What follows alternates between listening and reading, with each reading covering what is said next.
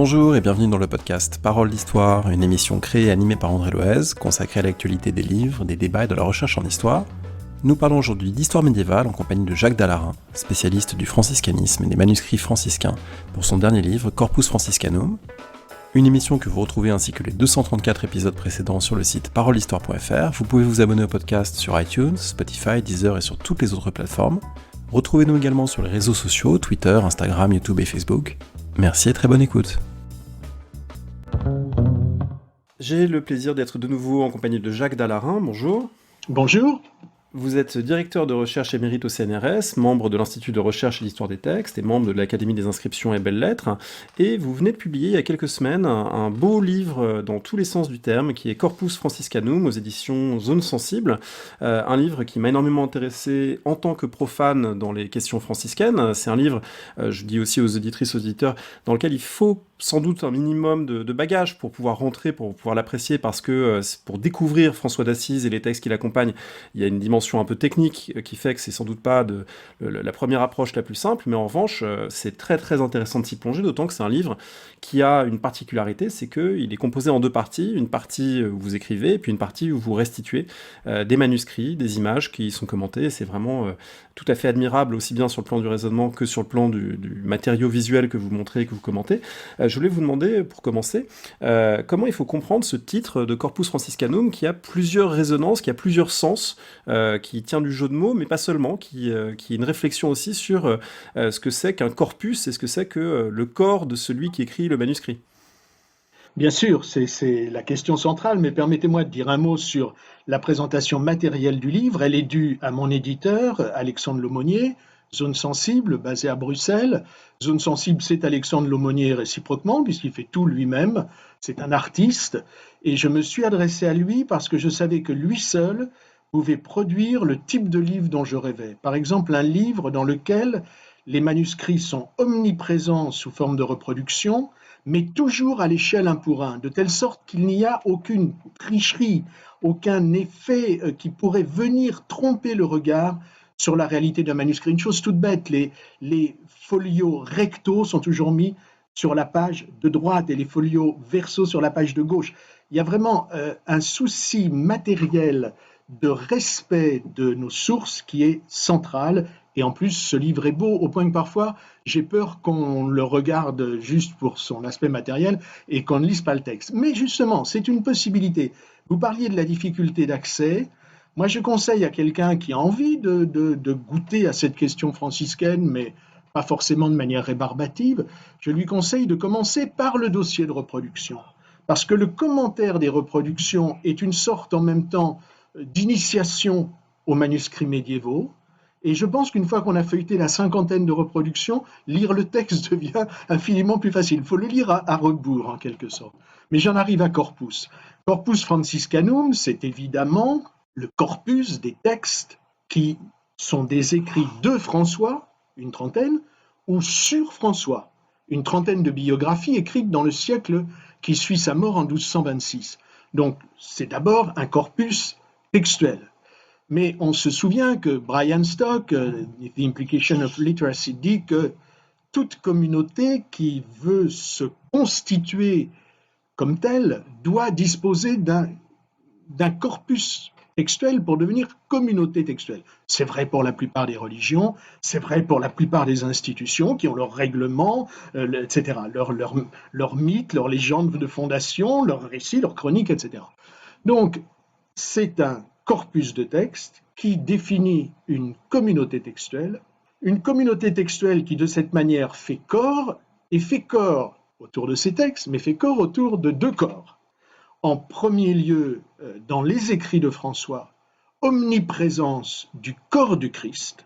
C'est une forme de théologie que je dirais non pas rustique ou rustre, mais simple, au sens le meilleur, élémentaire, dans le sens essentiel. Et donc, au centre, il y a le corps du Christ et l'incarnation, et l'Eucharistie, pour lui, ça forme un tout. Et lorsque François meurt et que c'est sa vie qui est racontée, le corps de François se substitue au corps du Christ. Et il y a juste une scène que je voudrais évoquer, parce qu'elle suffit à résumer en quelque sorte le livre. Juste après la mort de François, au matin du 4 octobre 1226, la dépouille du père spirituel va d'un lieu de culte à l'autre dans Assise. On portait le brancard pour que tout le monde puisse l'honorer. Et le corps arrive à Saint-Damien, là où se trouve Claire, la disciple de François, et ses sœurs.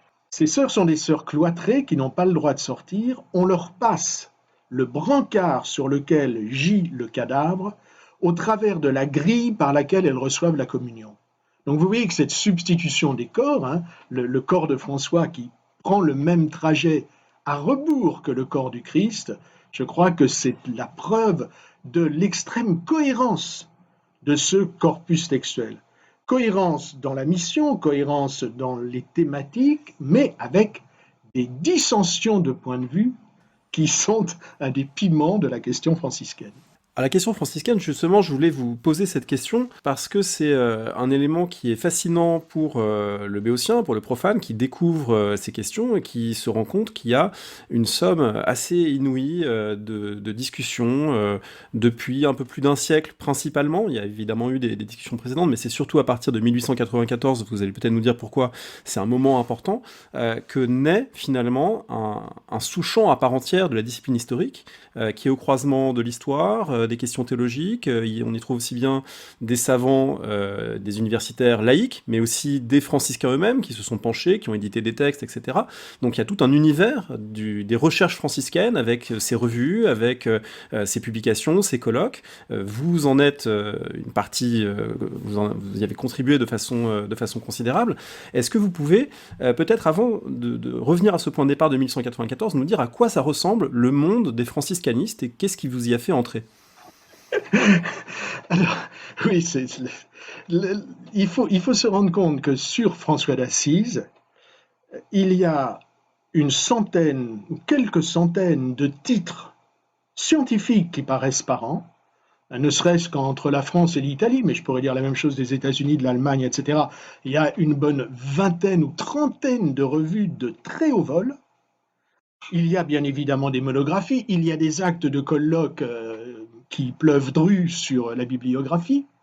Et puis, il y a le cercle beaucoup plus large de tous les écrits de dévotion, de piété, d'actualisation, la poésie, les romans, le cinéma, toute une création autour de François d'Assise et dans laquelle il est d'ailleurs très dur et il serait injuste de vouloir faire à tout prix une ligne de démarcation.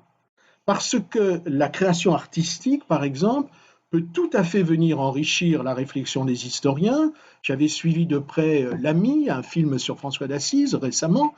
J'avais beaucoup aimé, par exemple, Le Trébat de Christian Bobin, qui est une sorte de réflexion poétique, mais qui m'a énormément appris. Et j'espère que de temps en temps, le travail très minutieux des historiens vient enrichir la création des artistes, des musiciens. La création musicale, par exemple, est énorme sur François d'Assise. Donc voilà, c'est un monde, sachant qu'au départ, qu'est-ce qu'il y a ? Il y a une trentaine d'écrits de François, c'est-à-dire que cet homme qui était censé être un illettré a tout de même laissé pas mal de textes. On reviendra certainement sur les conditions de leur production. Il y a une trentaine de grandes biographies entre 1226 et ce qu'on appelle les actes du bienheureux François, l'ancêtre latin des fameux Fioriti, qui apparaît une centaine d'années après la mort de François. Et c'est certainement, François d'Assise, le personnage le plus documenté du Moyen-Âge, plus que Saint-Louis, plus que Charlemagne, plus que Jeanne d'Arc. Voilà, donc on a affaire à un personnage qui a créé très vite un corpus textuel et qui ne cesse de s'accroître. Donc, suivre la bibliographie, c'est un métier plus qu'à plein temps. C'est parfois très, très décourageant. Mais en même temps, c'est un milieu extraordinairement bouillonnant, avec, je trouve, cette très belle caractéristique qu'il y a des courants différents, des approches différentes, des disciplines différentes, l'art et la littérature et la philologie qui se mêlent.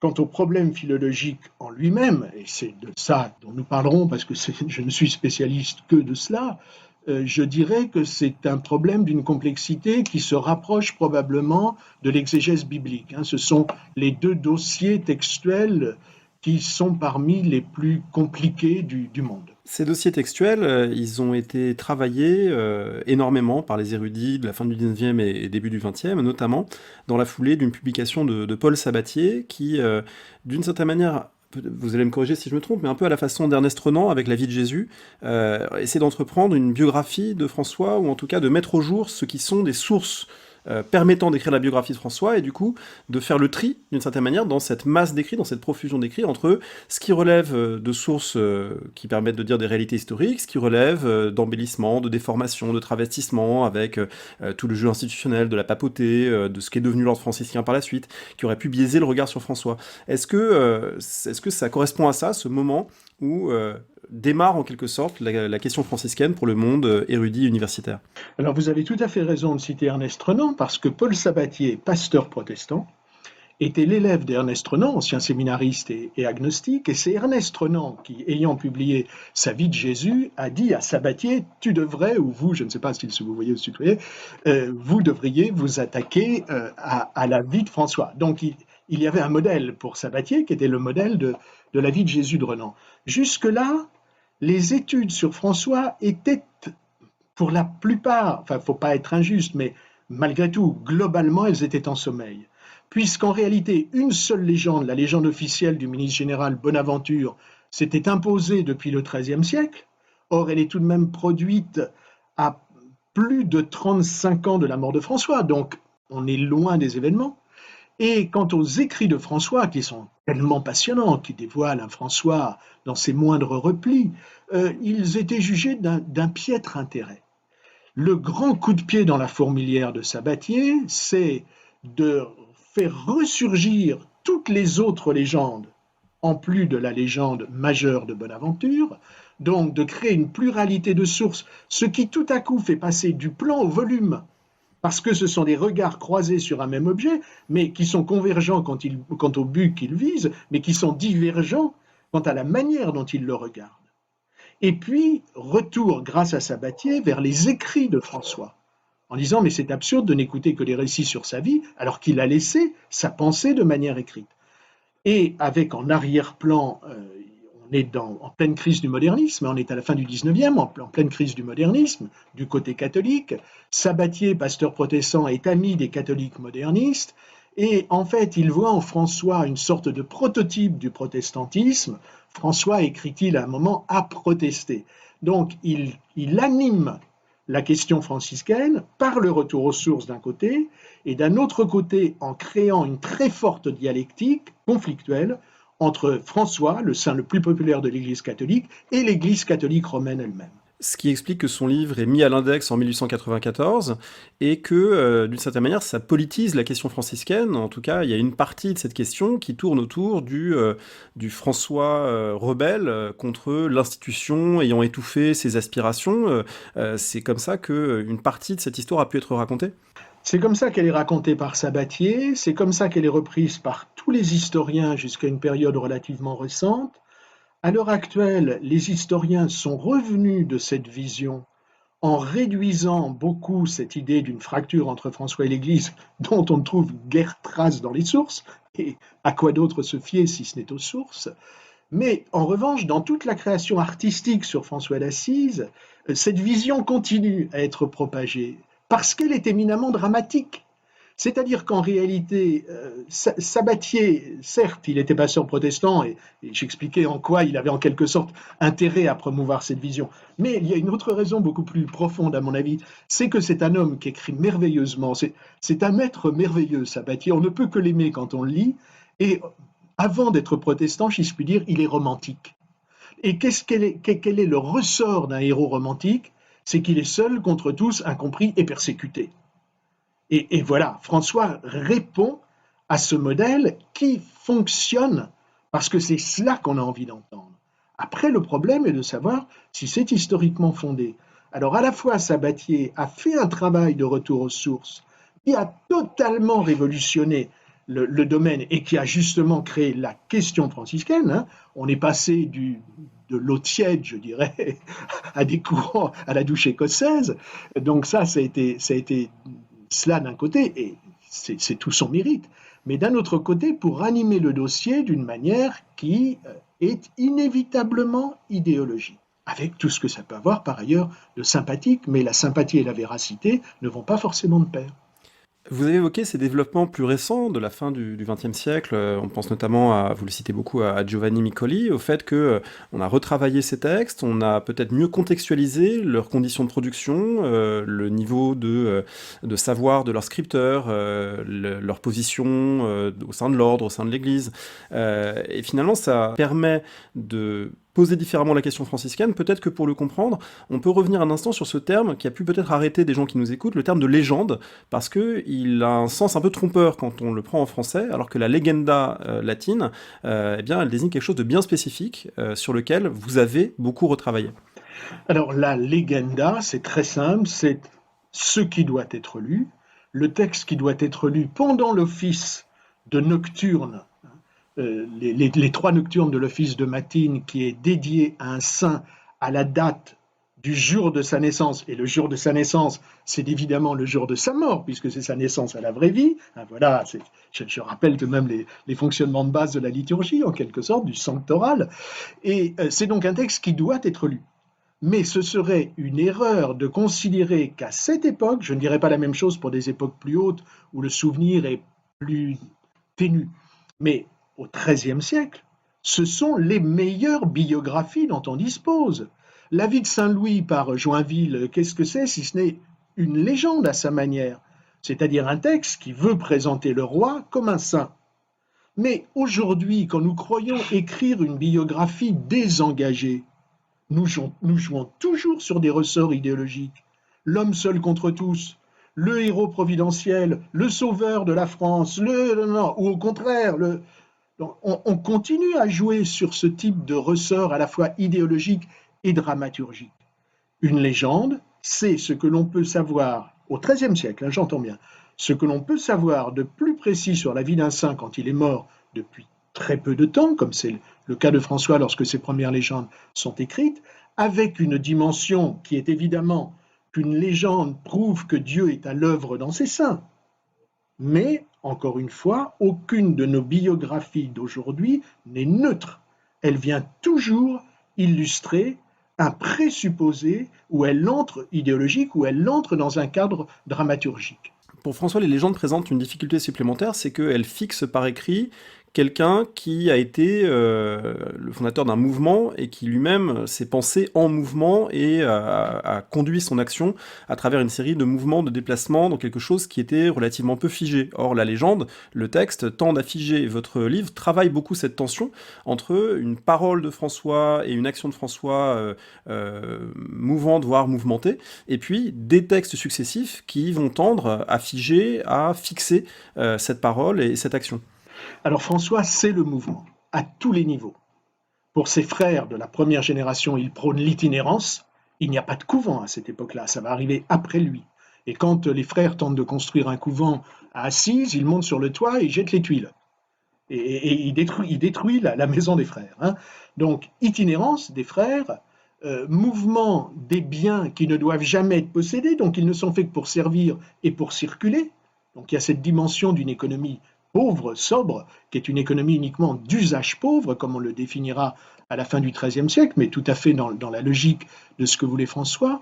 Et si l'on va jusqu'aux racines théologiques de son exigence, on se rend compte que pour lui, qu'est-ce que c'est que Dieu? Dieu, c'est une circulation d'amour. Le cantique de Frère Soleil, c'est une circulation d'amour entre le Créateur et ses créatures. Et la création naît du chant d'amour du Créateur. Donc c'est quelque chose d'absolument fondamental, au point que pour essayer de restituer dans ce livre, au fond, les enseignements que je tire de 35 ans de recherche sur la question, sans être trop abscons. Voilà, c'est ça que j'ai tenté de faire. J'ai choisi de l'écrire entièrement au présent, pour voir un homme en mouvement, et pour dire aussi son espèce d'incessante actualité. Ça, c'est une autre caractéristique de François. Si l'on prend aujourd'hui les thèmes d'écologie, les thèmes spécistes, il est d'une invraisemblable anticipation. Et d'un autre côté, j'ai voulu, cette fois-ci, après avoir beaucoup donné dans l'érudition avec ce que ça peut avoir à la fois d'excitant et de pesant, j'ai voulu me débarrasser de tout cela et être constamment dans le mouvement de l'écriture et du récit, ne pas m'encombrer de démonstrations. Les démonstrations, elles sont ailleurs, ça, bien évidemment, elles sont fondamentales. Mais là, j'ai voulu me libérer de tout cela pour retrouver la mobilité, l'itinérance initiale de François. Alors c'est vrai, ces légendes le figent, mais c'est là où la pluralité des légendes, je disais une trentaine dans le siècle qui suit sa mort, devient un instrument extraordinaire, pour deux raisons. D'abord, le fait que cet homme ne soit pas raconté par un seul texte le rapproche philologiquement de son modèle, car je vous rappelle que le Christ n'est pas raconté par un seul évangile, mais par quatre obamos, quatre canoniques, mais bien plus avec les évangiles apocryphes. Donc, il y a entre la question évangélique et la question franciscaine un rapport philologique absolument essentiel. Aucun de ces deux hommes n'était réductible à un unique récit. Et ces récits pluriels nous permettent de les, je dirais pas les circonscrire, puisque au contraire, une cause d'ouverture permanente, mais nous permet de les voir sous d'innombrables facettes, de ne jamais les réduire à une unique interprétation. Et c'est là, vous évoquiez Giovanni Micoli, c'est là où Giovanni Micoli, cet immense historien à la fois du nazisme et de François d'Assise, c'est intéressant, cette liaison dans l'esprit de Giovanni Micoli. C'est là où Giovanni Micoli, s'inspirant des leçons de son maître Arsenio Frugoni, tente de cerner François dans la pluralité des regards, mais en affirmant un point sur lequel il est en accord total avec un autre grand maître italien, Carlo Ginzburg, c'est-à-dire ne pensons pas que tout cela n'est qu'affaire de représentation, certes c'est affaire de point de vue, mais au centre de ces regards, il y a une réalité qui a vraiment existé. François a vraiment existé, comme les chambres à gaz ont vraiment existé. Donc c'est cet impératif, si vous voulez, à la fois de saisir savoir qu'un individu n'est jamais vu dans une totale objectivité, mais par des subjectivités successives, et en même temps qu'il y a bien au centre des hommes, des femmes, des faits, des morts. Voilà, je crois que c'est ça qui est essentiel.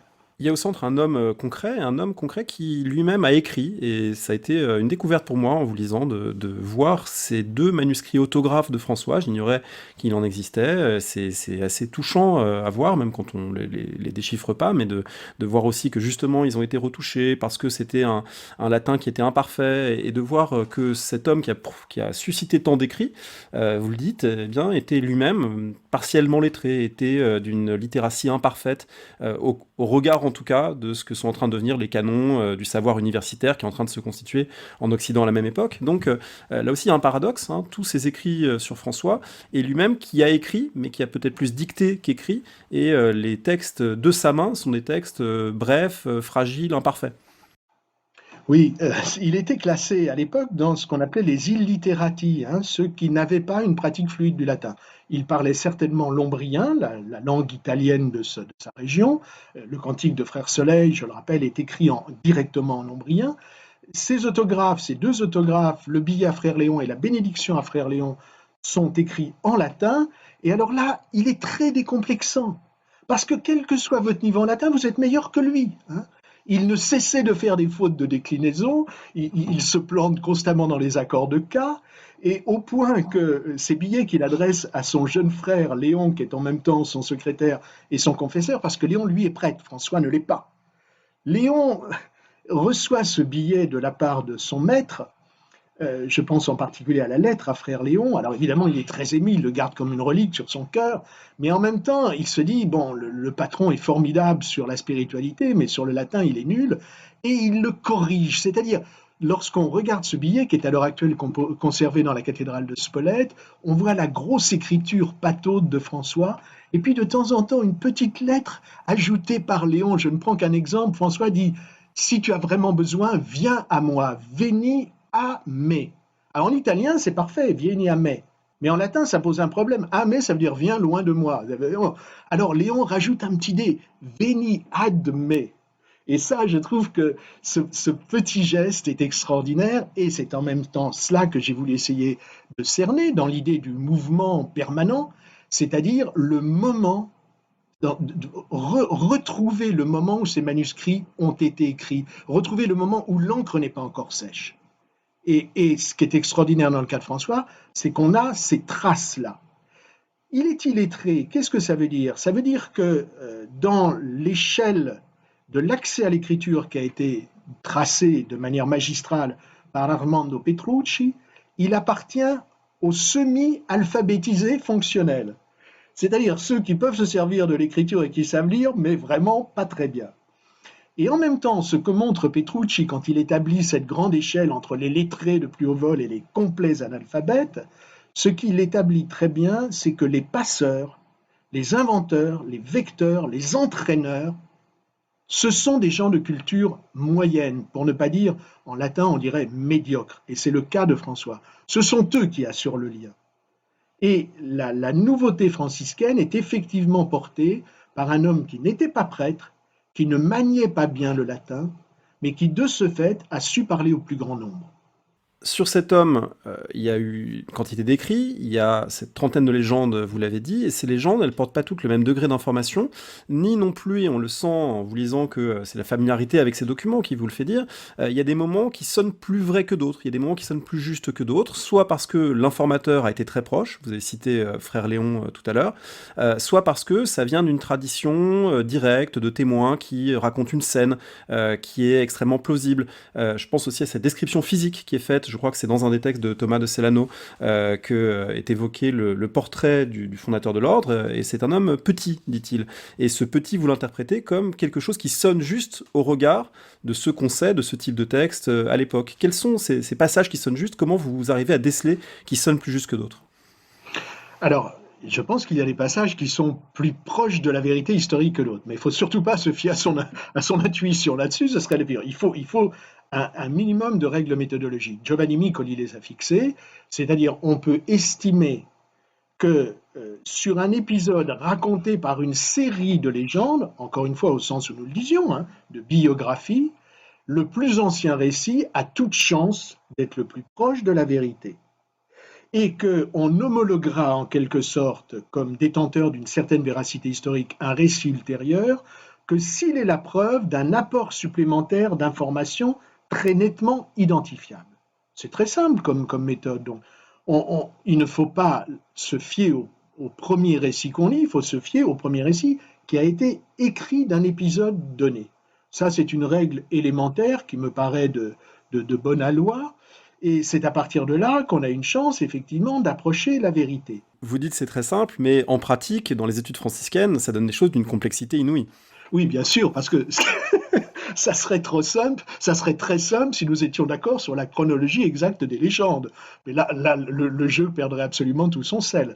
Bien évidemment, nous ne sommes pas d'accord sur la chronologie exacte des légendes. Je viens d'écrire un article, ça doit être le 5e ou 6e du genre, que j'ai adressé à un très cher ami, Felice Acroca, où on débat pour la énième fois du rapport de chronologie. Ça se joue à 2 ans près, hein, entre la vie de Julien de Spire et la vie retrouvée de Thomas de Celano. Voilà, ça c'est nos petits amusements.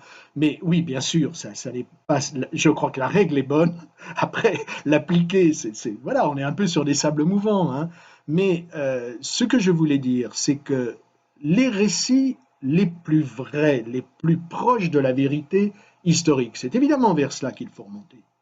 Mais je n'aime pas du tout, lorsque je lis sous la plume de tel ou tel, que les récits ultérieurs seraient des manipulations. Je n'aime pas ce terme-là. Ce sont des remaniements, d'accord, hein, oui, ils y ont remis la main, d'accord. Ce sont des remaniements, mais pas des manipulations.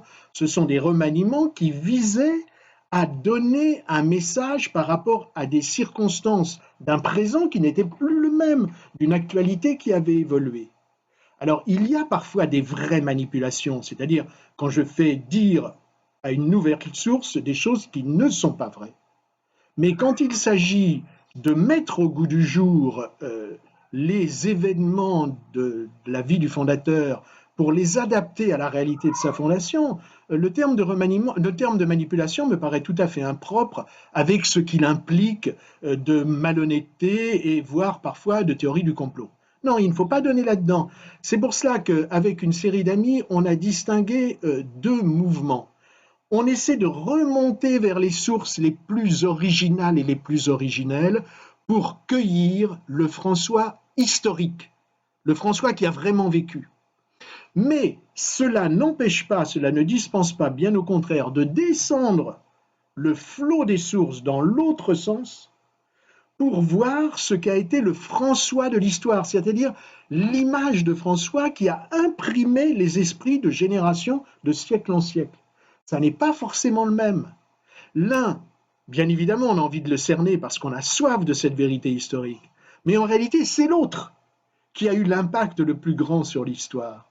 Cette distinction me paraît vraiment importante pour ne pas tomber dans des jugements de valeur. Ce sont deux enseignements pour les historiens et pour les lecteurs d'une manière générale, et pour les amateurs de François, et Dieu sait s'ils sont nombreux, ça serait absurde de les opposer. Tout personnage a besoin d'être en permanence actualisé. Et qu'est-ce que nous faisons quand nous écrivons de l'histoire, si ce n'est de faire coller en quelque sorte, de traduire pour nos contemporains la réalité d'un dossier qui a 1 siècle, 2 siècles, 10 siècles. C'est ça le travail. Ça n'est pas de la manipulation. C'est de la mise à jour, c'est différent. Vous disiez tout à l'heure que François a pu être vu comme un héros romantique, seul contre tous. Est-ce que c'est pas finalement un portrait qui conviendrait mieux à Frère Élie, qui est quand même l'un des effacés partiels de cette histoire? Vous disiez aussi, il n'y a pas de manipulation, mais il y a quand même un personnage qui n'a peut-être pas la place dans les textes qu'il a eu dans l'histoire. C'est celui qui a été finalement largement effacé des textes franciscains ultérieurs. Est-ce qu'on peut en dire un mot? Alors, vous me faites plaisir de chanter en quelque sorte les louanges de Frère Élie parce que non seulement c'est un grand oublié de l'histoire, mais c'est surtout un grand calomnier de l'histoire. Frère Élie était donc un compagnon très proche de François, que François s'auto-désigne comme successeur. Bah oui, un fondateur charismatique ne s'embarrasse pas de procédure démocratique, donc François a désigné successivement 2 successeurs, l'un est mort au bout d'1 an, et le deuxième, c'est Frère Élie. Mais au moment où François meurt, Frère Élie fait réunir un chapitre général, il y a une élection, il n'est pas reconduit. On est en 1227. Il revient au pouvoir en 1232 et il reste 7 ans ministre général, donc le patron de l'ordre, de 1232 à 1230. Quel est le drame de Frère Élie? J'ai appelé ça le complexe de Marthe. C'est-à-dire, il est aux affaires, il doit servir. Il veut défendre presque le même message que François, mais avec 2 conditions supplémentaires. Il est dans la période que Weber appellerait la routinisation, donc il faut qu'il consolide l'institution. En même temps, il ne veut pas perdre l'étincelle originelle, mais il n'a pas le charisme de François. Et au fond, le personnage charismatique qu'est François, qui à un certain moment baisse les bras devant les dissensions qu'il sent à l'œuvre dans l'ordre, il reste intouchable. Il est resté, au fond, une substance pure. Tandis que Frère Élie, qui a été aux affaires dans une période extrêmement difficile où on passe du temps du charisme au temps de l'institution, a eu une très très mauvaise réputation. Il se met à dos, n'étant lui-même pas prêtre dans la tradition de François, voulant défendre la part des laïcs dans l'ordre à égalité avec les clercs, il se met à dos les clercs de l'ordre qui le renversent en 1239. Il est chassé, il se réfugie auprès de Frédéric II, ce qui permet au pape, alors en conflit avec l'empereur, de l'excommunier, et il va terminer excommunié, une réconciliation de dernière minute. Et du coup, déjà, il a été en quelque sorte maltraité par l'histoire au XIIIe siècle, mais les historiens s'en sont emparés pour faire de lui le traître à François. Donc François, ce serait le message pur, et puis Élie, ce serait le type qui s'est mis les mains dans le cambouis, mais qui s'est vraiment sali et qui a trahi l'idéal originel. C'est tout le contraire. Il a essayé de défendre l'idéal originel à un moment où le nombre, Foucault dit à un moment, le problème c'est le nombre. Ah oui, c'est ça. Lorsque vous êtes 12 compagnons, vous allez à Rome, vous couchez à la Belle Étoile, vous êtes pauvre, vous n'avez rien, vous mendiez, c'est facile. 12 types qui mendient entre Assise et Rome, ils vont bien réussir à se nourrir. Lorsque vous êtes 5 000, 10 000, 15 000, vous faites comment? Ça n'est plus possible. Donc c'est ce dilemme-là qui, entre parenthèses, était très bien montré dans le film L'Ami, que je me permets de recommander, et où on voit qu'il y a eu également un dilemme d'Élie. Et je parlais du complexe de Marthe, parce que vous vous souvenez de la scène avec les 2 sœurs de Lazare, Marie qui se dédie à la contemplation et qui a en quelque sorte toutes les faveurs du Christ, Et Marthe qui fait la cuisine, le Christ lui dit, tu as pris la mauvaise part. Et Élie a eu la mauvaise part, celle d'être au fourneau. Et c'est pour ça qu'il m'est éminemment sympathique. Dans ce livre, on a l'impression que par rapport à d'autres travaux très érudits, vous avez une certaine liberté de ton, y compris en vous autorisant à être séduit, à être ébloui, même vous l'écrivez à un moment, par tel texte, tel passage. Est-ce que ça a compté aussi pour vous dans l'écriture que de laisser parler finalement une forme d'enthousiasme devant des formules, devant des moments, devant des figures de cette histoire franciscaine? Alors vous savez, j'ai commencé ce parcours des études franciscaines il y a 35 ans. Je parlais d'une assesse philologique en particulier, codicologique, on y reviendra peut-être. Je dirais que j'ai payé mon écho de ce point de vue-là. Je me suis peut-être trompé sur certains dossiers, même à coup sûr. Je me suis trompé plus qu'à mon tour. Mais enfin, voilà, j'ai payé ma part, si vous voulez. Et là, à un moment où j'espère ne arrêter d'écrire sur François d'Assise et sur les sources franciscaines, j'ai voulu me laisser aller pour être plus accessible à un public plus large, pour faire partager la joie de la découverte, la joie aussi des entreprises collectives auxquelles j'ai participé. Je cite beaucoup d'amis. C'est aussi un livre d'amis que j'ai voulu écrire, mais ça n'est pas pour autant, je suis mon propre avocat, mais j'espère que ce n'est pas pour autant simplement céder à une sorte de faiblesse de vieillard, car la beauté d'un texte fait totalement partie de sa puissance historique. Il est évident que si Thomas de Celano nous séduit encore, c'est qu'il écrit d'une manière époustouflante. Dominique Poirel a fait un très très bel article pour montrer que Thomas de Celano, le premier biographe de François, est un homme qui connaît toutes les normes du latin le plus élevé et qui s'amuse à les briser, un peu comme Victor Hugo faisait avec l'Alexandrin. Et moi, j'ai disloqué ce grenier d'Alexandrin. Thomas de Celano fait la même chose, c'est-à-dire qu'il brise, par exemple, les rimes de la prose rimée. Il brise ce que l'on appelle le cursus, la scansion des clausules de phrase ou de membres de phrase pour dire « je sais quelle est la règle, mais je la casse parce que François est un homme qui est à contre-temps, à contre-pied. » Donc cette beauté-là, oui, d'abord elle m'émeut, et ensuite elle est un facteur historique. Et quand Bonaventure prend la plume, il est dans un tout autre registre. Bonaventure, il est stellaire, c'est une écriture phénoménale. Je cite beaucoup de sources, parfois presque sans les commenter. Je dis à un moment, le commentaire, en général, c'est pour essayer d'apprivoiser l'étrangeté d'une source. Mais laissons-la étrange, laissons-la nous prendre, laissons-la raisonner. Et j'en reviens à mon éditeur, Alexandre Laumonier, avec lui, je lui ai dit, écoute, je ne peux plus supporter de voir dans tous les livres les sources écrites en plus petit corps que le texte de l'historien. Je lui dis, ça pour moi, c'est insupportable. Qu'est-ce que c'est notre commentaire? Mais c'est une crotule. Qu'est-ce qui compte? Qu'est-ce qui va rester? Ce sont les sources. Or, typographiquement, on dit l'inverse. C'est une aberration. Donc là, on s'est mis d'accord sur un plan, c'est qu'on allait laisser au moins ces deux registres de texte dans le même corps. Mais Alexandre a joué sur la largeur de la page et il a complètement décalé à droite les sources. Ce qui fait qu'on a une sorte de curieuse colonne vertébrale qui se dévie à certains moments. Et alors là, oui, voilà, là on voit que c'est au moins un dialogue, mais ce n'est pas les historiens qui se croient plus intelligents que leurs sources.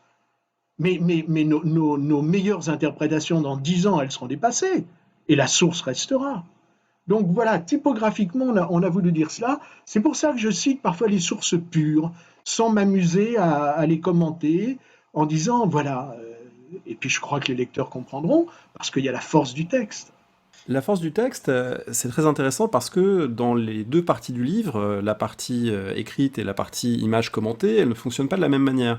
Et ça joue un rôle très important dans votre démonstration. On a parlé tout à l'heure de philologie, de codicologie, on va peut-être revenir sur cette distinction, parce que dans la première partie, vous citez des extraits, vous citez des textes, et ils existent en tant que textes, et ils sont imprimés en caractère moderne dans un livre, et donc on les abstrait de leur manuscrit.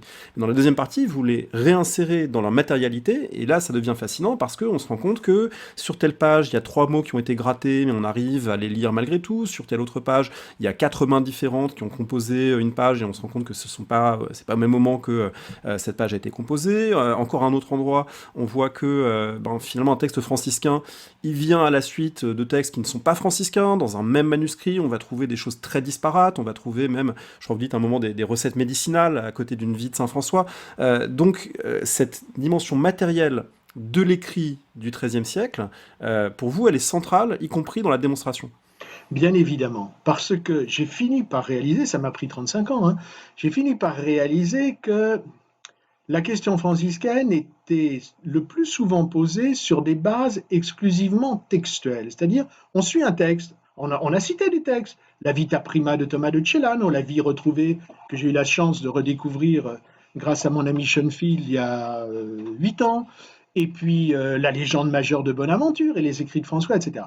Donc on parle de ces textes, et puis on les réunit, comme nous l'avons fait pour la langue française, en traduction française, dans 2 énormes volumes de 3418 pages, on était nombreux, hein, c'est ce que l'on a publié en 2010, et on dit voilà le corpus franciscanum, les écrits de François, les légendes sur François, c'est le corpus de texte. Mais au XIIIe siècle, y a-t-il eu un seul frère mineur qui ait disposé de cette masse-là?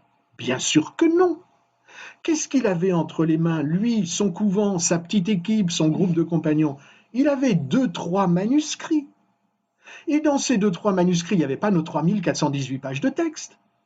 Il y avait des textes qui circulaient ensemble, qui se répondaient les uns aux autres, mais qui pour lui formaient le corpus textuel du frère mineur ou de sa micro-communauté. Donc c'est ça que j'ai voulu essayer de restituer, c'est-à-dire qu'à ce que l'on appelle la tradition verticale, c'est-à-dire suivre un texte de sa rédaction originelle jusqu'à dans tous ses témoins manuscrits, ce qu'on appelle la transmission ou la tradition. Donc, à la tradition verticale, je dis qu'il faut ajouter la tradition horizontale, c'est-à-dire un texte donné dans un manuscrit donné, quels sont ses compagnons de voyage? C'est avec ses compagnons de voyage qu'il forme pour un individu ou une micro-communauté un corpus qui va les inspirer. Et alors que les historiens, depuis Paul Sabatier, depuis 1894, opposent par exemple les légendes officielles, Bonaventure, le grand coup d'eau bénite, et puis les légendes officieuses, les légendes des compagnons. Alors on se doute bien évidemment que le vrai François va être du côté du secret, de l'intime, etc. Et on est allé jusqu'à opposer radicalement ces 2 courants, avec des appellations complètement aberrantes, le courant de droite et le courant de gauche. Enfin, c'est absurde. Vous savez mieux que moi à quelle époque ces notions-là sont inventées, à quel point elles n'ont aucune pertinence pour le XIIIe siècle. Et puis, vous arrêtez ces élucubrations idéologiques et vous regardez les manuscrits. Et vous voyez que ces textes, supposés totalement antinomiques, sont dans le même manuscrit. Donc que le frère qui les lisait, il les lisait pareillement, sur un même plan. Et que pour lui, François, c'était la somme de tout cela, et pas un courant contre un autre. D'autant plus que ces lectures, elles étaient souvent des lectures performatives, des lectures liturgiques, pas des lectures avec un recul érudit et abstrait comme celui d'universitaires actuels qui se posent toutes ces questions qu'on a évoquées, mais il y avait une dimension pratique de ces textes qui étaient aussi des objets de performance.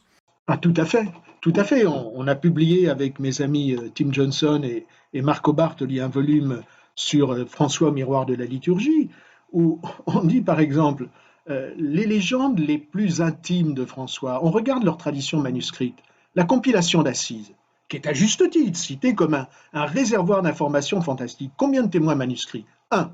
L'office de François, combien de témoins manuscrits? Des milliers.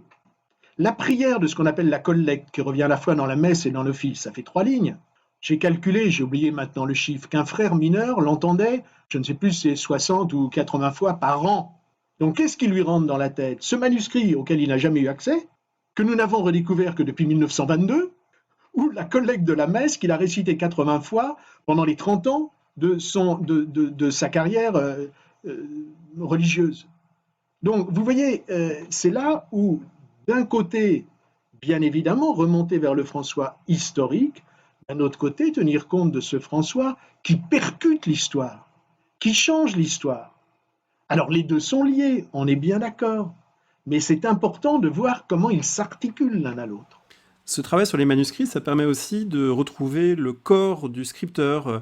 On l'a évoqué, le corpus franciscanum, c'est l'ensemble du corpus des textes, c'est le corps de François, le corps du Christ, mais ceci, d'une certaine manière, vous le dites dans l'épilogue, le corps de celui qui écrit, et parfois on y accède, notamment à Thomas d'Acelano, et vous évoquez un moment, c'est son épuisement d'avoir à réécrire une nouvelle fois, une nouvelle version de cette vie qu'il a déjà travaillée, et puis on accède à ses mains des scripteurs, des scribes, sur la page. Parler du geste de celui qui écrit, c'est important aussi aujourd'hui quand on fait de l'histoire médiévale, quand on travaille sur ces textes. Bon, ça a été très bien dit par Jean-Claude Schmitt dans son Histoire du geste. Je cite également un passage de Sylvain Piron. Un texte manuscrit, c'est la trace d'un geste. Et il ne faut pas le regarder dans la fixité muséographique de quelque chose qui est conservé précieusement. Oui, ça aussi, cette dimension-là, y compris de reliques. Mais c'est aussi un geste qui implique tout le corps, la pensée et la main. Il n'y a aucune différence. Et on a tellement de colophons, de scribes qui disent leur fatigue. Je reviens sur ce que vous disiez sur Thomas de Celano qui écrit une première vie de François d'Assise. Et puis, frère Élie lui dit, désolé, elle est trop longue, tu pourrais la raccourcir. Il la raccourcit. C'est la vie retrouvée. Bon, il se dit, il n'est pas content, parce qu'il aimait beaucoup sa première vie. Donc, il n'est pas trop content d'avoir dû l'abréger. Et puis, quelques années plus tard, voilà qu'on lui dit, attends, on va recueillir l'information de tous les compagnons, et tu vas encore réécrire tout cela. Et il écrit ce qu'on appelait la Vita Secunda, en fait, c'est la Tertia, c'est la troisième, et il l'a sorti d'un énorme recueil de miracles, et à la fin, il dit, je n'en peux plus. Il n'en peut plus de quoi? De devoir constamment reconfigurer un personnage qu'il croyait avoir parfaitement saisi dans la Vita Prima. Et c'est le passage où Thomas de Celano déplore le fait qu'on lui ait tant de fois remis le travail sur le métier, a été interprété, à mon sens, de travers par toute une génération d'historiens, car ce passage arrive à la fin du livre de miracles de la Vita dit Secunda, et les historiens du temps où ils s'intéressaient à la religion populaire, on dit, ah oui, ce qui l'a fatigué, c'est de devoir consigner 200 miracles, parce que les miracles, c'est le peuple qui en voulait, mais un lettré comme Thomas de Celano, bien évidemment, ça l'ennuie d'écrire des miracles. Le propos est absurde. Un hagiographe qui ne veut pas écrire des miracles, c'est un boulanger qui ne voudrait pas cuire du pain, un pianiste qui ne veut pas jouer du Mozart. Hein. Bon, voilà. Donc déjà, il y a quelque chose qui cloche là-dedans.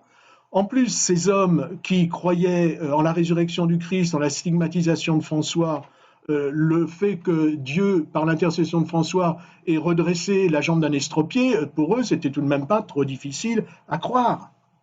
Et c'est une pensée surtout de la part des historiens de la religion populaire qui, sous couvert de s'intéresser au peuple, et cette pensée est extraordinairement condescendante. Ça veut dire que le peuple serait un peuple, ça serait au fond François pour les nuls. Ça m'a exaspéré. Et j'ai essayé de montrer qu'en réalité, ces dernières paroles de Thomas de Celano s'appliquent non pas au fait qu'il vient d'écrire 200 miracles, mais au fait qu'on lui a dit 3 fois de suite, remets ton travail sur le métier. C'est ça qu'il n'a pas supporté. Et il y a eu un moment où, quand ce débat revenait, non, c'est parce qu'il est réticent pour écrire. Il y a eu un moment où j'ai certainement été brutal et incorrect, mais j'ai dit, écoutez, je ne veux plus parler de ces problèmes avec quiconque n'a pas consulté le manuscrit AB23 du couvent des Capucins de Rome.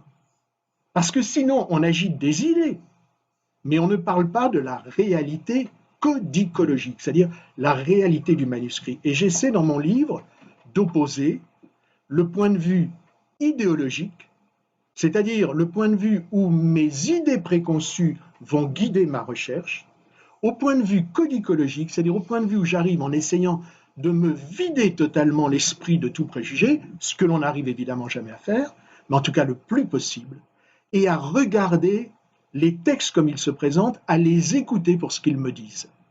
C'est un travail d'ascèse, il faut se vider l'esprit de tout cela. Mais c'est vrai qu'une fois qu'on a fait ce travail, je pense qu'on a une chance d'approcher un petit peu plus, et puis on commet son lot d'erreurs, et il faudra que la génération suivante, un autre chercheur, une autre chercheuse, reprenne le travail et disent oui, mais là, il y a encore une part d'idéologie.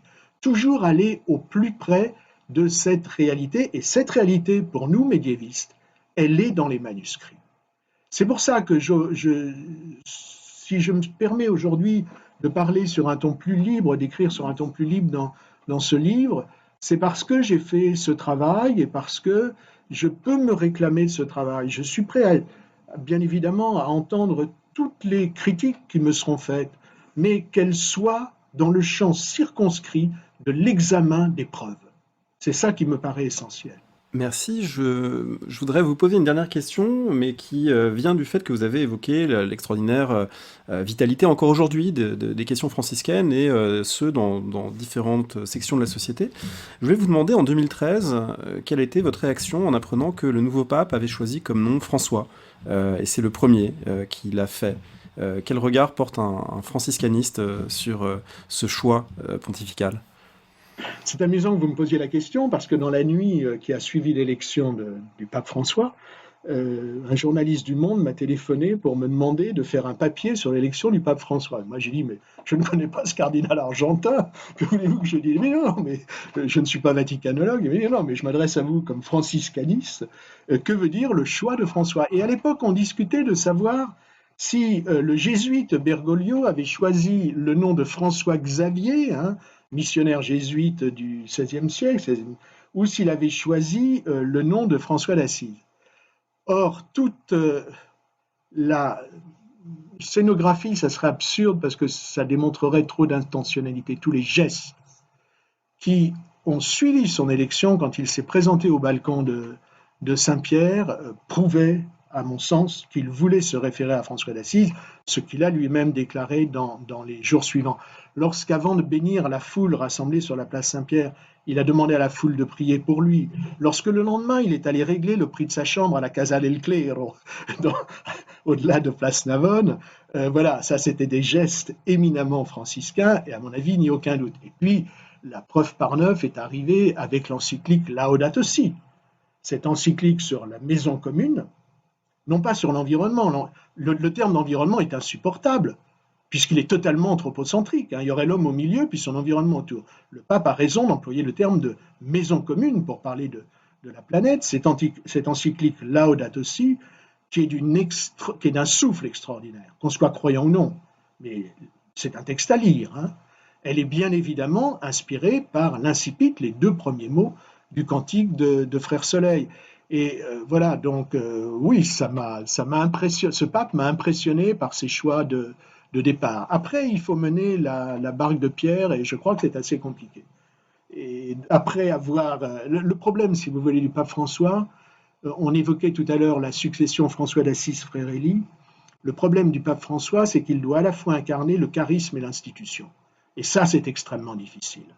C'est extrêmement difficile, et voilà, je regarde ce qu'il fait avec admiration et parfois compassion, parce que la tâche est rude. Merci beaucoup.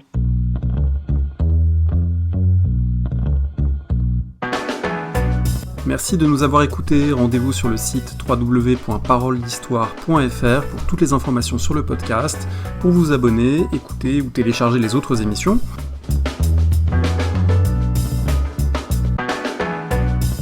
La discussion se poursuit aussi en ligne, notamment sur Twitter. Vous pouvez poser des questions @paroledist, et à bientôt pour un prochain épisode.